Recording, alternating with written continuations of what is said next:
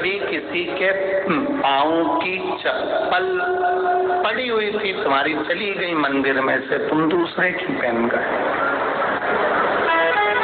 पहन तो गए, चप्पल पहन के थोड़ी दूर गए थे और मालूम पड़े एक्सीडेंट हो गया, खड्डे में गिर गए, पाँव टूट गया, पाँव में चोट लग गई, तकलीफ आ गई, कष्ट आ गया, दरवाजे पर चप्पल रखी थी, कोई कष्ट, कोई तकलीफ आ गई, कोई पाँव में तकलीफ आ गई, कोई कष्ट आ गया, कोई तकलीफ आ गई। अब आप विचार कर रहे हो मैंने तो कभी किसी का बुरा करा ही नहीं, मैंने तो कभी किसी का बुरा करा ही नहीं, फिर तकलीफ क्यों आई? तकलीफ आने का कारण केवल इतना था कि दूसरे के पाँव की पादुका जिस पर काल मंडरा रहा था वो तेरे पाँव में आ गई, वो चली, उसका दुख तुझे भोगना, उसका कष्ट तुझे भोगना,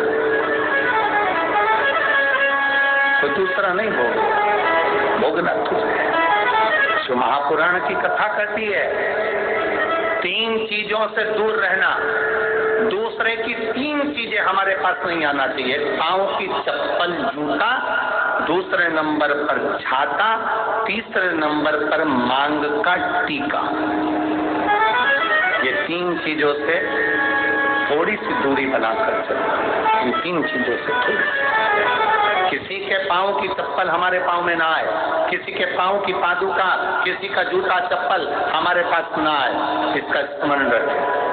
किसी का छाते की छांव में आप बैठे मना नहीं है, छत्र की छांव में बैठे मना नहीं है, किसी के छाते की छांव में चले मना नहीं है, पर किसी का छाता, किसी का छत्र अगर बारिश में, गर्मी में तुम्हारे घर पर आ भी गया है तो बहुत दिन तक तुम्हारे घर में नहीं रहना चाहिए, वो छत्र तुम्हें वापस कर आना चाहिए। किसी का छत्र, किसी की पादुका और किसी का मांग का टीका अगर तुम्हारे मांग में आ गया है तो उसको कहीं ना कहीं आपको रखना चाहिए, उसको हमें धारण नहीं करना। अच्छा, आपके स्मरण में है इस बात, यहाँ होता है कि नहीं होता, महाराष्ट्र का तो हमको स्मरण नहीं है ऐसा, और हमारे उधर का हम बता सकते हैं कि जब कोई मरता है, मरने के बाद में जो 12वें के दिन पंडित जी पूजन कराते हैं या 13वें के दिन कराते हैं या 10वें के दिन कराते हैं, तो उसमें पद दिया जाता है। पद में छाता भी दिया जाता है, चप्पल भी दी जाती है, आसन भी दिया जाता है, लोटा भी दिया जाता है। इधर देते कि नहीं देते वो हमको नहीं मालूम, बोलो सही है कि गलत?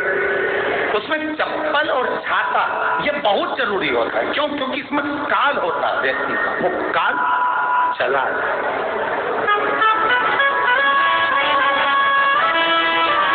कभी किसी गुरुद्वारे में गए हो आप लोग?